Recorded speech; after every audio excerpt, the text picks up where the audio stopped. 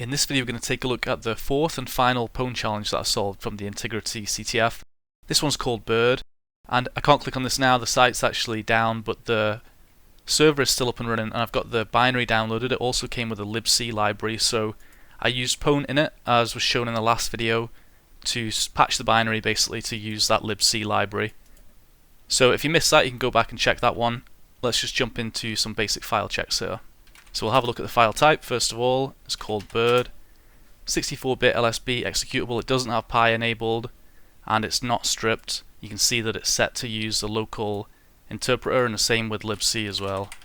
Let's check the security protections, and we'll see that this time then we've got stack canaries and NX enabled.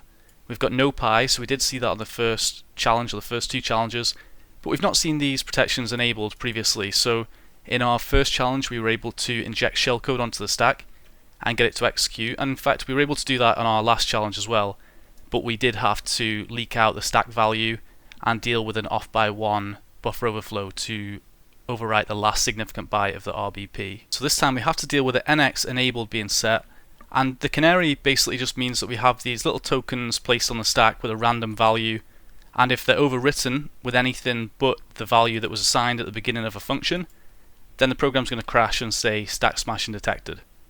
So it's kind of like a canary in a coal mine. When miners used to go into the mines, they take a canary with them, and if they see that the canary dies, i.e. in this case if the canary is overwritten or is tripped off, then they know there's something wrong, and in that case they need to leave the mine. In our case we need to crash the program. Similar idea. Now before we go and have a look in Ghidra, and I'll explain the stack canaries a little bit better there, let's also just try and run the program. So we'll run the program. It asks us the name of a favorite bird. Alright, let's try and put in some pointers again, see if we can leak values off the stack. And we didn't get anything interesting back. It says the cage is empty. Did you hear the bird song? Let's say no. It's asking us again. Maybe we can try and put in a long value to see if we overflow the buffer, or in our case get the stack smashing detected.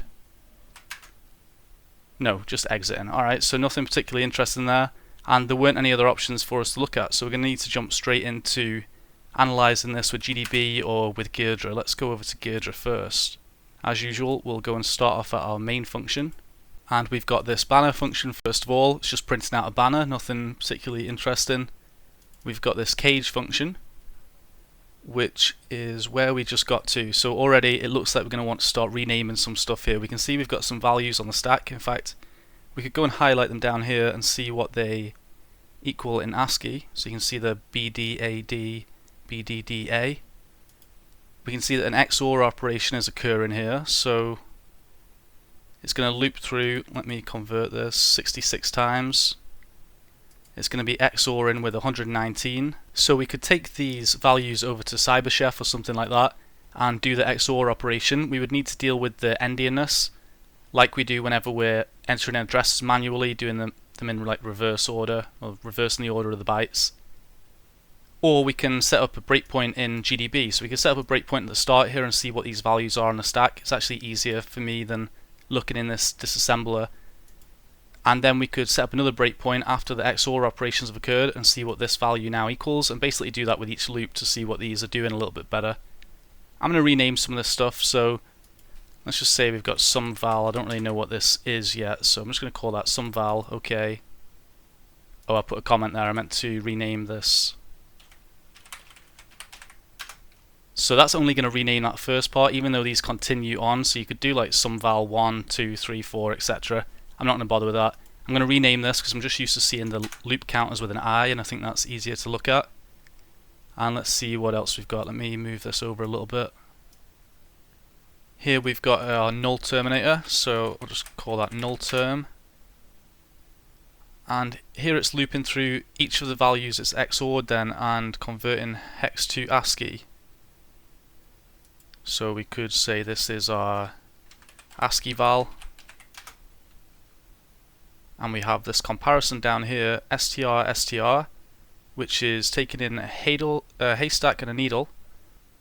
So it's going to look for the needle in the haystack, and the ASCII val is our haystack, so this is our needle. Let me rename that then. So we need to try and find out what string is it looking for in this haystack. And this is just checking whether it's found. So let's say needle found. And I believe this returns the location of the needle in the haystack. So it's saying if this isn't 0, if it doesn't come back as 0, so if it does find the needle in the haystack somewhere, then do this, and it's going to print out the bird is singing, and then it's going to call printf with the needle. And there's nothing there to stop a format specifier being provided by us to leak values off the stack. So that's cool. We'll be able to go and have a look at this in GDB-PwnDbg and try and work out what this value needs to be. We've also got our canary down here. I forgot to name that. Let's name that here. Alright, so you can see that, so we've got a stack here, and we've got a canary. So essentially what's going to happen if we overflow the buffer, we've got this needle of 264 bytes. So the buffer overflow is not actually in this function, so we'll look at that shortly. But essentially, yeah, if we overwrite the 264 byte buffer, we're going to start overwriting these other variables on the stack, and eventually we want to overwrite the return address to redirect the execution of the program to a function or some shellcode or something of our choice. But the canary is between the return address and the rest of the variables on the stack, which means if we're going to overwrite this stuff, we're not going to be able to do it without overwriting the canary. And if we overwrite the canary, we're going to get down to the bottom here, and it's going to check to make sure the canary still equals the value that it was assigned at the beginning. So it takes a random value and it makes sure it still equals that. If it doesn't, it's going to call stack check fail, which is going to crash the program. So we'll go and see if we can try and trigger that shortly. Let's have a look at the other function. Let's go back to main.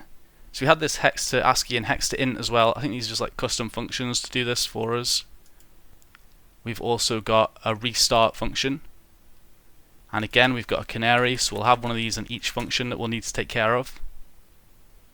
We've got our buffer here of 88 bytes. So again, if we overwrite the buffer overflow, we're going to need to deal with this canary. We're going to need to make sure that we leak the canary and then overwrite it with the value that it's expecting when it gets down here so that it doesn't crash the program. That's only the first part of our attack though. We know that we're going to need to leak the canary and overwrite it with the correct value when we do our buffer overflow. But what we're going to do with the buffer overflow, we aren't able to inject shellcode onto the stack because we've got that no execute or data execution prevention set, and there aren't any interesting functions for us to return to here. So typically what we do in this case is try and return to lib-c. Let's go and have a look at our global offset table. Essentially whenever a binary is compiled, you can have a static binary that has all of the code that's required in the binary, or you can have a dynamically linked binary where we have, in this case, our lib-c library linked, and if you compile the binary and then provide it to somebody, it means you don't need to provide them with the code for puts and str length and printf and things like that. You just link it to lib-c, and then whenever they run the binary, this global offset table will be populated to the addresses of the lib-c functions in their library, because they might have a different version of lib-c, so the offsets might be different, and then also things like ASLR mean that the addresses can be randomized. So what will happen is whenever one of these functions is called for the first time, the program will go and look for the address of that function in lib-c, and then it'll populate the global offset table with that address so that the next time it needs to use it, it knows exactly where that address is in memory. So let's say that printf is called by the program, the global offset table is populated with the address of printf, the real address, and then we leak that value. So we know where printf is, and from there we can calculate our way back to the base of the binary and therefore to any function we want in lib-c. The versions will be different. We've been given the lib-c version in this case, so we're actually able to get this working. We could just identify these manually by grepping out what the offsets are to different functions. We still need to leak the initial address, but from there we can quite easily calculate our way to other addresses using this lib-c library. But even if you aren't provided with the lib-c library, you can use something like the lib-c database. Let me have a look at this. So if you don't get the lib-c library, you would get things working locally with your own lib-c library first, get all your offsets and stuff working, and then run the exploit against the remote server. It will leak out, say, printf or puts or whatever you're looking for, and then you'll literally just go here and say puts. You'll put in the address that it's leaked out, and it'll give you the list of all the possible lib-c libraries that could be. In that case, there weren't any for that one because that wasn't a real address, but it'll give you the different lib-c libraries, and then from there you can easily find your offsets. Let's start over, find. Alright, so here's an example. Here's two different lib-c libraries, and then you can see the offsets to different interesting functions that we might want. And you can also download the lib-c library then, so you can get things working locally. You could patch the binary with that if you wanted to. There's a couple of different approaches we could do here as well with this lib-c return to lib-c attack. So we know that we've got a format string vulnerability here, so we could leak out the canary value, but also leak out one of the lib-c library functions, and then find our way back to the base of the binary, and then to whatever functions we want from there. And that means we would leak out the two values we need, and then whenever we get to that restart, which will be called afterwards, we only need to do one buffer overflow because we have leaked everything that we need. We don't need to do multiple payloads. The way I actually solved this was a little bit different. I just leaked out the canary value and then used that to perform one buffer overflow to leak out the global offset table address for puts or printf or whatever, and then another, so then I'll return back to the start of this function and do another buffer overflow, this time to use the leaked value to return to lib-c and call system bin.sh. Alright, hope that makes sense. We'll go through this in a bit of detail now when we go through the script. First of all, let's go and find out what we need to enter. Let's go back to our cage function. So we know that we need to enter in the correct value for this needle and haystack. So the function is here, 400A68. Let's take a copy of that. Let's open up GDB-PwnDbg, pass in the binary name, and let's set up a breakpoint at that address, 0x, paste that in, breakpoint set. Let's run the program. It asks us for some input. I think we need the input to be over a certain length as well, over 66 characters maybe. Let me hit Control and C to break out of that, and then we'll do cyclic 100, generate 100 bytes, and then let's hit continue, paste that in, and we're going to hit our breakpoint here, and we can actually see that it's currently calling this str. It's looking for a needle in the haystack, and we can see our haystack is the data that we've entered, and we want to try and see what this needle is. Let me take a copy of that address. Let's do x over 64s, so printing as strings, and then we'll see what we've got here. We can actually see we've got our haystack, or was this our needle? I can't remember now. That's our haystack as our input, so it's looking for the needle, which is this value, which is XORed with that 119, and it looks like that's it here. So I'm going to take a copy of that. I'm going to say unhex, paste that in. We'll take a copy of this value, and let's try and run the program again. Let's paste that in and then do some of our pointers. Cage is empty. I think that was too short. Let me do that again. %p, %p, %p. There we go. So we had to enter that in twice, or we could have just done some more pointers. It has to be like 66 characters long, I think. And then we can see that we've leaked two values off the stack, and the third is nil. So we've got what we need in order to be able to leak values off the stack. Now we need to find our canary, and we can actually, in GDB, you can type canary, and it'll tell you what the canary is and what the location of it is on the stack. Typically they end with this 00. In fact, they always end with this 00 as far as I'm aware. So they're not too hard to find typically. Let's go over to a fuzzing script which I put together to leak these out. So basically just launch the process 100 times. We'll pass in that string that we need. I'm passing it in twice just so we've got enough space, but that could be anything. It doesn't need to be the same thing twice. And then we're going to loop through each different element. So first it'll try the first value off the stack, then it'll do the second all the way up to 100, and it's going to print those out, and we'll try and have a look what offset the canary is at. Alright, so let's run Python fuzz. We'll run through that. It's going a little bit slow because I had to put in a sleep, otherwise I don't get the output from the leak in that. But yeah, we'll leak those out. We'll essentially just go through and see if we can try and find out, does one of them end with 00? It's actually the 59th element here. Bearing in mind it starts at 0. So the 60th element. And we could set up a breakpoint. We could put like a breakpoint in here for GDB like we have done in the previous videos and go and compare that and make sure it's actually the Canary. But I'll not do that in this case. Let's save a bit of time. We've also got some other values here, so some of these stack values. You could set up some breakpoints and go and compare these to see do they equal the lib-c addresses or something that you can use as offsets. Also, if pi was enabled, we wouldn't even know the addresses of functions and things like that, so we'd actually want to leak the pi address as well. So in some cases you might be leaking a canary, the pi address so you can find the base of the binary, and also a lib-c address so you can find the base of lib-c. Okay, and also let's open up our exploit. So I'll go through this step by step. Same template that we've been using, so we can set up some breakpoints here if we wanted to. We can swap easily between debugging and remote and local. We've got our context set, so we don't have to worry about specifying pack 32 and pack 64. It knows what architecture we're dealing with, and we can change this depending how much output we want. We found our canary. In fact, I don't think we did find our canary offset this time. Let's go and have a look at that as well. So our buffer overflow is not here. It's actually in the restart function. So let's have a look at that. We've got our 88-byte buffer. So that's it. So we've got 88 bytes, and then we're going to have our canary, and then we'll have our RBP, our saved RBP, and then the return address as well.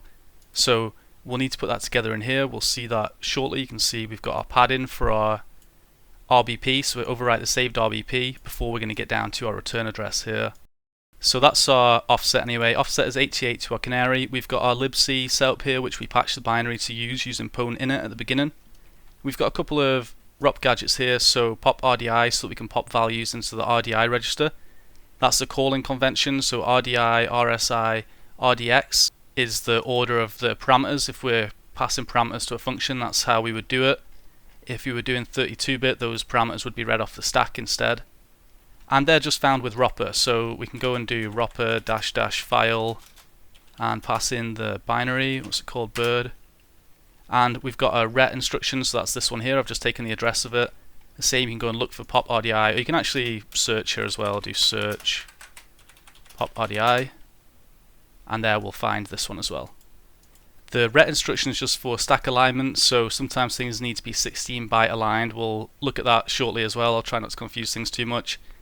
We first of all want to leak values, so you could have done this in a couple of ways. You could have just put in, obviously we need this value in order for that needle haystack condition to be met, but then we could have just put in some more values or doubled this value and then done like percentage $60 or whatever the canary was. I didn't do that. I just put in a lot of pointers and then essentially grabbed these, so I split the results in using a space and then just grabbed the one that we needed for the canary. So actually, before we do the rest of the stuff, let's try that out. Let's do this step by step. So we'll run Python exploit. That's going to run through and it comes back with a canary. You can see it's ending 00, so that all looks good. We can see our input there that was sent off. You can change that, as I say, to info here or warn or error or something if you want a bit less output. Okay, so we leak our canary. Our first payload then, this is going to be our first buffer overflow. Let's uncomment all of this. And this is going to be to leak the global offset table address for puts. So we're going to pad up to our canary, that's 88 bytes. We're going to put in our leaked canary. We need to pad 8 more bytes for the pad up to the return pointer, so we're overwriting the saved RBP here. And then this is what's going to go into the RIP. So this is what's going to be executed. We've got pop RDI, which is going to pop the elf.got.puts address into the RDI register, and then it's going to call elf.plt.puts. So essentially, as I said before, we can print out the elements of the binary. We can do like pretty print elf.got, and it's going to print out those addresses because it knows what's going to be in the global offset table. It just doesn't know where those addresses point to yet. So they haven't actually been populated. So whenever we're calling this, we're saying we want you to go to the global offset table and see what address you have stored for the puts call. So you could easily change this to printf or something as well. And then we want you to put it out to the screen so that we can use it. We're then going to go back to the start of the restart function because we want to do another payload where we're going to return to lib-c. So here we're just leaking that address, we're just formatting it, and we're updating our lib-c binary, which we set up here. So we're telling it that the base address is going to be the leaked address minus the lib-c.symbols.puts address. So let's do that. Let's also go interactive as well. So we'll go into interactive, and then we can use this with GDB to go and actually check out those addresses and see if they line up. Let's run this. Python exploit GDB. Let me just move that window over there. It runs through, it's leaked out our puts address, it's leaked out our lib-c base. It's saying, do you hear the song? Let's try first of all Canary. Let's hear, interrupt. Canary. Okay, so there's our Canary. Let's see what we got there. Ours was ending 800. That's the same one that we have here, so that's all looking good. You can see that we leaked out this global offset table puts address, so if you're debugging this, if things aren't working, just go and check and see, does it actually point to what you think it points to? In this case it does, it points to puts, and then we could also have a look at the lib-c base. Doesn't really show much, let's print that as a string. So it's the elf anyway, it's the beginning of a binary. So that's all good, let's have a look at the next step. And this is our second payload, just to return to system. Return to the system function in lib-c, and we're going to pass it the bin.sh string. So again, we're padding up to the canary 88 bytes. We're providing our leaked canary. We're overwriting the saved RBP, which was saved from the calling function. And then we've got our payload here. So this is what we're overwriting the return address with, the RIP. And we're popping bin.sh into the RDI. We're not actually popping the string bin.sh, we're looking for that string in lib-c, and then we're providing the address of that because it's looking for a pointer to the address, a pointer to the string rather than a literal string. So you can't just put in bin.sh there. You could put bin.sh somewhere onto the stack and then provide that address, so that's another option. Then we've got our return gadget for stack alignment and then lib-c.symbols.system. So we're going to call lib-c.symbols.system, it's going to look in the RDI register, it's going to find the bin.sh string, and then it's going to give us a shell. The reason we have the stack alignment then, so if we had a look here, we didn't have that, and the reason being, it needs to be 16 byte aligned, so you can see here we've got 8 bytes, we've got 8 bytes, we've got 8 bytes, we've got 8 bytes, that's 64. 64 divided by 16 is 4.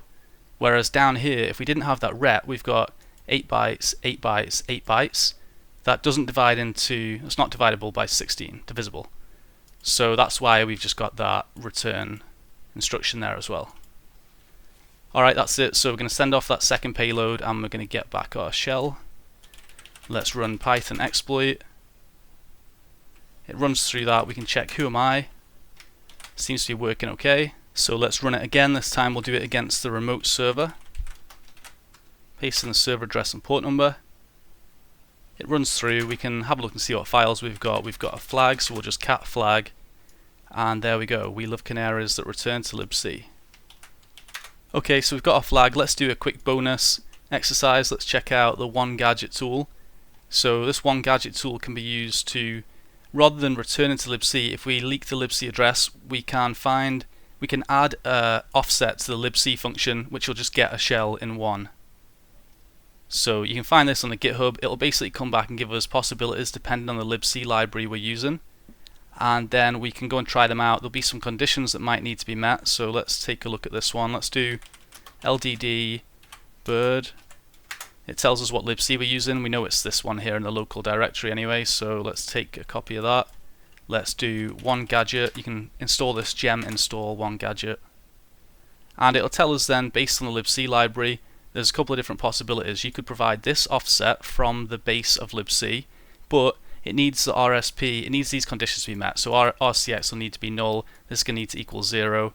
If that doesn't work, we can try this one, but the stack pointer plus 64 needs to be null, and the same here. So we just need to make sure that the constraints are met depending on what we want to do. Let's try the first one.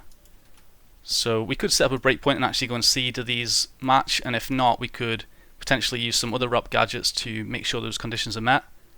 But I'm just going to go ahead and try this. So we've got our lib-c address. Rather than doing all this pop RDI stuff, we're simply going to say lib-c.address, that's our base address, plus, and then give it that offset. I think we might need a ret gadget there actually, because that's not going to be. Let me just try it like that. Let's run Python exploit. Okay, that seemed to be fine. Let's do it against the remote server again. Yeah, that's fine as well. Alright, so that worked. So instead of using that whole return to system ROP chain where we're popping the binsh string into the RDI and calling system, we can just use an offset like this, providing those other conditions are met. And one last bonus exercise, let's take a look at a ROP script. So I put another script together here which just automates the process of returning to lib-c a little bit. So it's mostly the same. What you'll notice is different here is we create a ROP object towards the beginning. So this is a class which simplifies the generation of ROP chains. And we can also use this object, so we can do find gadget and look for the return gadget rather than using ROPper. We send off the value just the same as before, we're leaking a canary just the same as before. But instead of putting together that ROP chain ourselves, where we have to pop a value into the RDI and call it and then call restart, we're literally just calling ROP.puts and then we're saying we want to put out the elf.got.puts address, and then we're calling restart again, and we just put that ROP chain into our payload. You can do this as well. I just did this to show how you can look at the gadgets from PwnTools, and you can also print out your ROP chains. You can print out the ROP chain and then see how they actually put the exploit together. Let's see what else. Oh yeah, we're also using the ROP object down here. So rather than doing our return to lib-c, we're creating a new ROP object out of the lib-c library, and then we're just calling ROP.system. It's going to go and resolve the system function, and then again we just pass in the binsh string. Well, we look for the binsh string in lib-c. And we send that off. We still need our return gadget for this one, but that's about it. Let's also do ROP.dump here so we can have a look at that. Python ROP* runs through, we've got a shell, and we can go and have a look and see what happened here. So this is our first ROP chain. You can see it's basically just done exactly what we did. It got the pop RDI gadget, it put got.puts into the RDI, it called puts, and then it called restart. And then down here we create a new ROP object, it popped the binsh string into the RDI, and then it called system. And that's going to wrap it up for this one. I hope you've enjoyed these 4 Pwn videos from the Intigriti CTF. And I'll just show here there's a link to my GitHub where I put together quite a lot of resources which have helped me over the years in terms of CTFs and reverse engineering, binary exploitation, stuff like that. Some good creators, go and check out some of the content. Again, some of these can be particularly helpful. Obviously live overflow, particularly good for binary exploitation stuff. Some more stuff down here. Also, I'm putting together the Pwn exploitation series at the moment, where just going through exploits as we have done in these past few videos, but trying to do it in a kind of more structured way. So you can find that in the Pwn category here and in the binary exploitation 101. So these are the videos that we'll be going through. I think we're on the 6th one, will be out this week or the start of next week. And some other resources here, particularly for Pwn. Pink Draconian's doing a series here at the moment, which I definitely recommend checking out.